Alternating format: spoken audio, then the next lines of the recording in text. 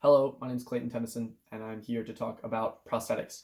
Prosthetics are defined as any artificial body part. They can be attached to, temporarily inside of, or just permanently inside of the body. The reason that I want to talk about prosthetics is because that is eventually what I would like to do for a living. I would like to design, modify, and improve prosthetics. I want to improve prosthetic functionality so that people can live everyday lives like they want to. I want veterans to be able to walk normally. I want people to be able to play sports like they used to. Or I want people to even be able to experience those things for the first time if they're younger. Prosthetics are generally thought of in two ways. One, as just a standard non mobile prosthetic. It would look just essentially like a styrofoam arm or a wooden prop, essentially. They're non functional. The second way that people generally think about prosthetics is as a super robot arm, like the Winter Soldier has from Marvel. However, modern day prosthetics aren't like they're depicted in fiction. They are still limited and they haven't quite caught up to the human body yet.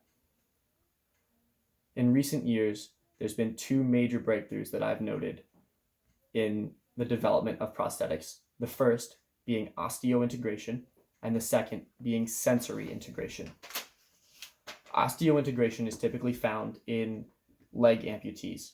A hole is drilled into the bone, typically of about 4 to 6 inches in length, depending on the amputation, and then a titanium rod is inserted into that hole and then surgically attached permanently. It'll take about 6 weeks to 6 months for rehabilitation of that limb, and bone will eventually grow around the titanium rod so that it is permanently affixed to the body. The original idea for osseointegration is over 60 years old, which is ironic because in the last 20 years or so, prosthetics have switched to be more cup related, as in covering the section of limb left attached to the body. People commonly refer to it as a stub, but that's not a term I enjoy using. But the issue is with cup prosthetics, people report excessive sweating, extreme discomfort, and pinching of the skin that they have near the prosthetic. And they're just not nearly as comfortable as reports for osseointegration are. There was one case of a woman who couldn't walk more than a football field in length on her cup prosthetic. However, after her osseointegration and rehabilitation, say that 5 times fast, she was able to walk 10 kilometers with comfort and ease. The part that I find most interesting about osseointegration is that patients reported being able to feel the different types of terrain that they were walking on.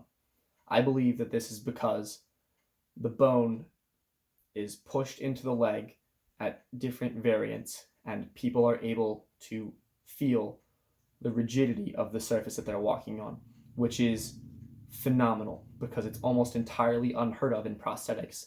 Most prosthetics don't have feeling. However, that doesn't mean that scientists aren't currently working on it, which brings me to my next point, sensory integration. At the Applied Physics Labs in Maryland, which is partnered with the Johns Hopkins University, the modular prosthetic limb is being developed and perfected.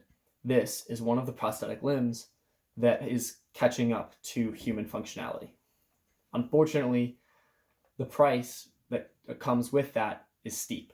This prosthetic limb costs hundreds of thousands of dollars. However, there is a reason for that. In the hand of the prosthetic alone, there are hundreds of sensors, including contact sensors, force sensors, and temperature sensors, which means that people would be able to feel you pushing on their prosthetic, the temperature of their prosthetic, and even when something is touching the prosthetic or not. However, most prosthetics don't have these sensors because there's no way to connect them to the body. until recently. In 2016, Melissa Loomis underwent a surgery called targeted muscle reintegration. The surgery was performed by Dr. AJ Seth. The goal of the surgery was to take the nerve that originally attached to Melissa's fingertips and to take that nerve and place it near the surface of the skin on her arm. The reason that they did this was so that stimulus, or an electronic signal, could be sent from the prosthetic to that section of skin on Melissa's arm. This stimulus allows her to feel when someone pushes on her prosthetic limb. Each finger has its own designated section on the skin of her arm, and she can feel temperature, she can feel pressure, she can feel even basic contact or no touch at all. It's groundbreaking. She's one of the first people as of 2016 in the world to have the surgery done. However, this process of integration of machine into body brings up an interesting question of bioethics, such as, will it be okay in the future to replace a healthy arm with a bionic one? It also brings up lawmaking that needs to be done to prevent things that are right or wrong as defined by ethics.